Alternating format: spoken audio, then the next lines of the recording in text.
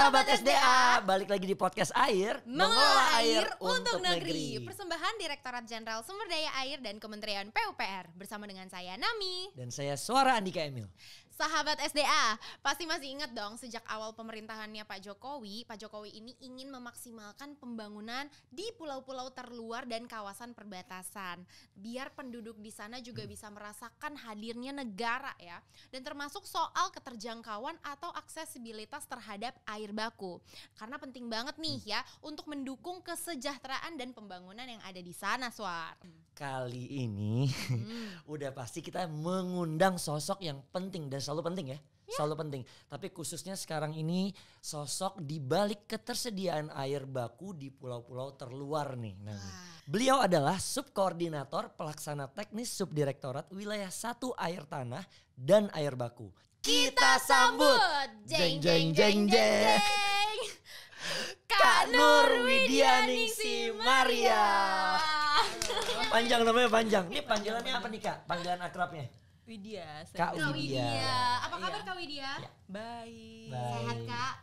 Sehat. Alhamdulillah. Mas Mbak sehat kan? Sehat. Selamat datang di podcast Air.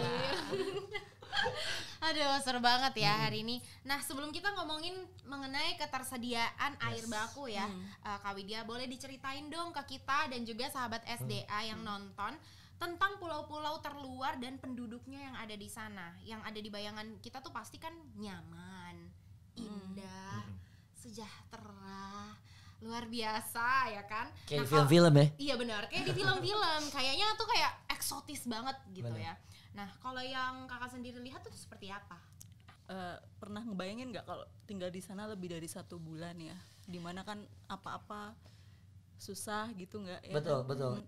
Pasti kan kepikir kan kalau misalnya penduduk di sana gimana lebih dari sebulan ya, walaupun mereka sudah bisa mungkin beradaptasi ya dengan dengan apa yang lingkungan di sekitar mereka, tapi kan kita tentang akses atas air ini kan penting ya, nggak cuma internet mas kalau nggak bisa minum gimana, minum nggak bisa makan mandi gimana. Ya kan, dari tadi sih internet. bener. Jadi itu dia, pemerintah tuh berusaha untuk selalu hadir ya, baik di pulau-pulau yang mungkin tidak berpenghuni dan berpenghuni. Tapi kalau di yang tidak berpenghuni mungkin seperti pengaman pantai dan sebagainya. Tapi kalau yang di pulau yang berpenghuni ini yang paling penting ya, di mana si air baku ini menjadi salah satu hal yang paling penting selain internet ya mas. Jadi ya gitu. Betul. Jadi itu ya yang mungkin bayangan kita terhadap pulau-pulau terluar itu seperti itu. Jadi kalau Mas Mbak membayangin kalau lebih dari sebulan lah tinggal di situ tuh seperti apa aksesnya, seperti itu. Kak, tadi disebutkan juga ya kalau di Subdirektorat Wilayah 1 Air Tanah dan Air Baku itu cakupan kawasan mana aja sih tuh Kak yang merupakan wilayah 1 tadi gitu. Terus berapa pulau yang ditangani? Iya, jadi kami di Subdirektorat Wilayah 1 itu kami menangani Sumatera dan Kalimantan, Mas Mbak. Jadi mungkin kalau di Sumatera itu ada beberapa pulau terluar itu seperti yang tadi pulau di Kepulauan Riau ya. Di situ ada Pulau Nipah itu yang berbatasan langsung dengan Singapura. Lalu juga ada Pulau Natuna, juga kita ada Pulau Nias di Sumatera Utara juga. Terus ada Pulau Mentawai kalau di Sumatera Barat ya, Pulau Enggano itu di Bengkulu, jadi dan mungkin ada Pulau Pisang di daerah Lampung. Jadi memang di sepanjang pesisir barat Sumatera itu Mbak Nami dan Mas. Jadi itu adalah cakupan wilayah kita yang seperti itu. Ya. Terus kondisinya sekarang bagaimana Kak di pulau-pulau terluar tersebut, khususnya di Sumatera tadi? Kalau yang di Pulau Nipah itu dia Natuna juga ya, itu kebanyakan untuk kita mendukung air baku dari TNI. Jadi sebagai penjaga kawasan perbatasan. Seperti itu. Jadi di Pulau Kalimantan pun kita juga menyediakan air baku juga di kawasan-kawasan perbatasan, karena memang pemerintah pada saat ini kan juga lebih concern ke kawasan-kawasan perbatasan seperti itu. Jadi bukan hanya pulau terluar tapi juga daerah-daerah perbatasan. Jadi perbatasan dengan Malaysia itu kan Kalimantan itu kami juga di sana menyediakan air bakunya seperti itu. Nah kalau misalnya ngomong-ngomong soal air tadi, dengan mungkin cakupan wilayah-wilayah atau pulau-pulau terluar yang daerah-daerah tersebut, permasalahan apa sih yang apa ya, yang dialami atau yang ditemukan sama teman-teman yang ada di sana yang ada kaitannya mungkin sama air baku itu tadi sendiri Kak? Iya, jadi kan kalau di pulau itu kan kita punya karakteristik ya, karakteristik Mbak Mas. Jadi pulau itu kan kadang curah hujannya ada nih, cuman dia itu tidak bisa menangkap gitu. Jadi dia langsung lewat aja ke laut seperti itu.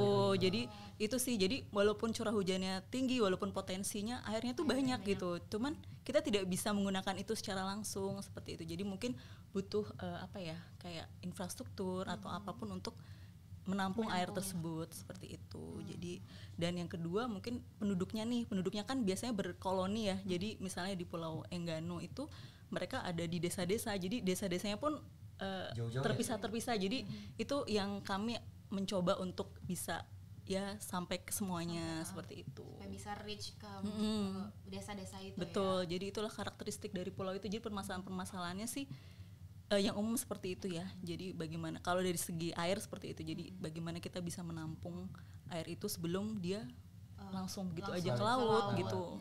Dan menyalurkannya juga ya. Betul, dan menyalurkan ke penduduk, betul. Jadi sejauh ini akhirnya teknis yang dilakukan untuk bisa mengatasi permasalahan tadi, misalnya contoh menampung air itu apa yang dilakukan, Kak? Iya, jadi kalau untuk skala kecil kita ada skala kecil dan skala besar nih. Kalau untuk skala kecil kita bisa membuat bangunan penampungan air hujan nih Mas Mbak. Jadi terutama di daerah Sumatera dan Kalimantan itu kan curah hujannya tinggi ya. Jadi kita bisa menampung air itu, jadi setelah itu bisa digunakan oleh masyarakat. Nah yang terbaru kita juga membangun APSAH namanya. APSAH itu aquifer buatan simpanan air hujan. Jadi jadi dia itu seperti penampungan air, tapi kita punya filter-filter. Jadi setelah itu bisa langsung digunakan. Jadi digunakan masyarakat. Mungkin dimasak dulu nggak apa-apa, cuman air hujannya itu sudah terfilter seperti air tanah seperti itu. Nah juga untuk skala besarnya kita membangun embung. Kalau di Natuna atau itu kan pulaunya besar ya, jadi itu sesuai dengan kita punya ada daerah tangkapan airnya ada, terus secara hidrologi bisa mencukupi, jadi kita membangun embung-embung di situ seperti itu.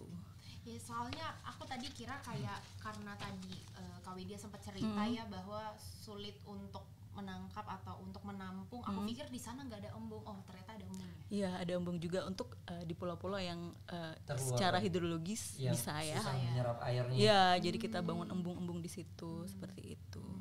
Nah tadi kan ngomongin tentang embung-embung itu ya. Selain dua hal itu, kira-kira apa lagi Kak?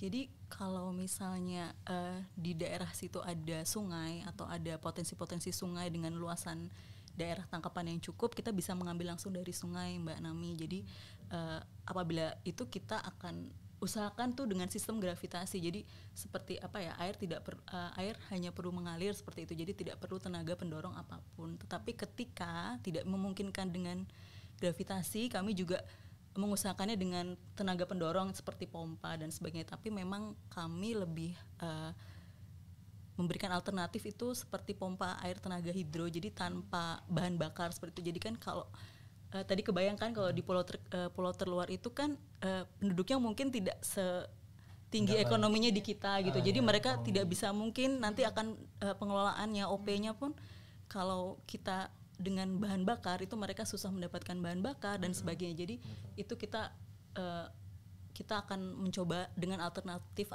selain bahan bakar, betul seperti itu.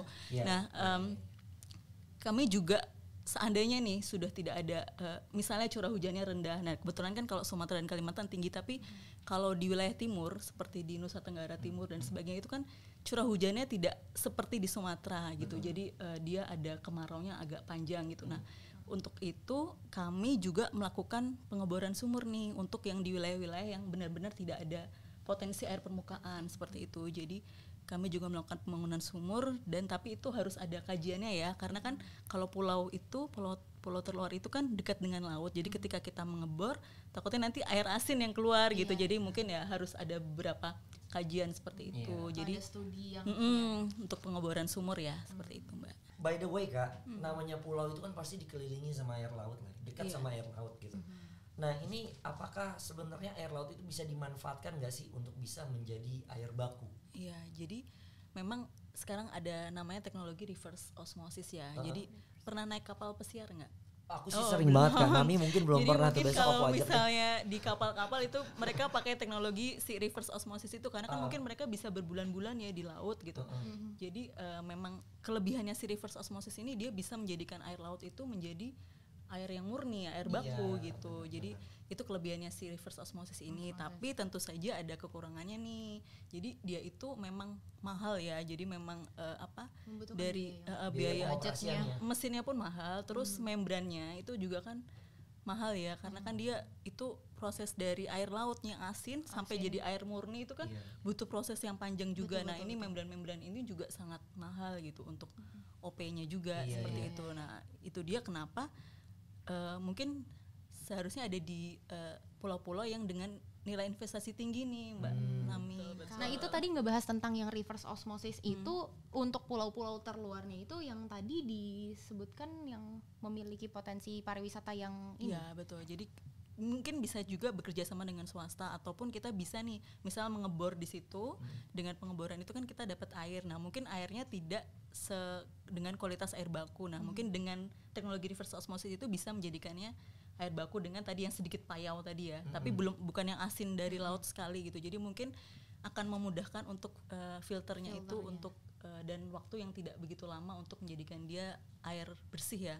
Nah tadi kan udah ngebahas mengenai planning ke depannya ya untuk mengaliri dari satu pulau ke pulau yang lainnya. Nah kalau di tahun 2023 ini nih Kak Widya, targetnya apa sih yang lagi dikejar sama teman-teman?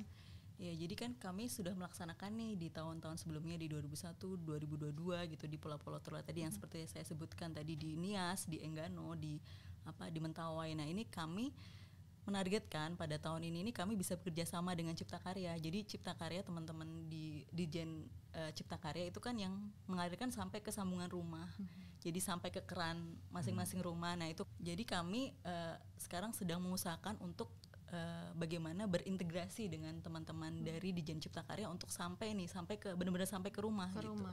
Jadi selama ini kan kami hanya sampai ke reservoir. Jadi dari reservoir ke rumah itu dari teman-teman Dijen Cipta Karya seperti itu.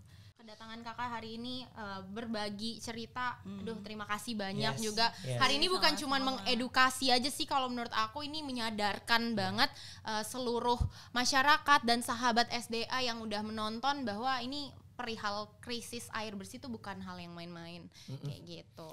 Oke, buat sahabat-sahabat SDA, nantikan terus podcast air dengan tema-tema yang lebih menarik juga pastinya. Kak Widya jangan kapok-kapok main kesini. Betul, jangan Thank you, kapok-kapok ya. iya. Terima kasih banyak. Pokoknya kalau misalnya lagi sedih atau apa, ingat kita aja. Kita pasti akan selalu kasih support dan semangat buat Kak Widya di luar Siapa sana tahu dalam pengen membantu, diajakin, bener. Siapa tahu pengen diajakin sama Kak Widya buat ke pulau-pulau terluar juga. Boleh, ikut ya. kita siap, kita gas terus. Bulan ya. Sebulan. Nah jangan lupa ya untuk pantau terus update Yes. informasi seputar Dijen SDA Kementerian PUPR di sosial media kita. Di Facebook PUPR SDA, di Instagram, Twitter, dan juga channel YouTube kita @PUPR_SDA. Dan di website kita sda.pu.go.id. Saya akhir kata Suara Andika Emil. Dan saya Nami, Pamit pamit undur Suara dan Nami. Bye.